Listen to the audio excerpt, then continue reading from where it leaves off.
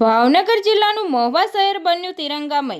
ભાવનગર જિલ્લાના મહુવા શહેરમાં આજરોજ હર ઘર તિરંગા યાત્રા યોજાઈ।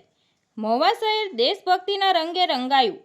આ તિરંગા યાત્રામાં મહુવાના ધારાસભ્ય શ્રી શિવાભાઈ ગોહિલ તથા મહુવા પ્રાંત અધિકારી શ્રી મહુવા ડીવાયએસપી રીમા ઝાલા સાહેબ તથા પોલીસ અધિકારીઓ, મહુવા નગરપાલિકા પ્રમુખ, મહુવાના રાજકીય આગેવાનો, હોમગાર્ડ જવાનો, સામાજિક આગેવાનો, વહીવટી તંત્ર, પોલીસ જવાનો અને વિદ્યાર્થીઓની ઉપસ્થિતિમાં રાષ્ટ્રપ્રેમની અનોખી મિસાલ પ્રસ્તુત થઈ।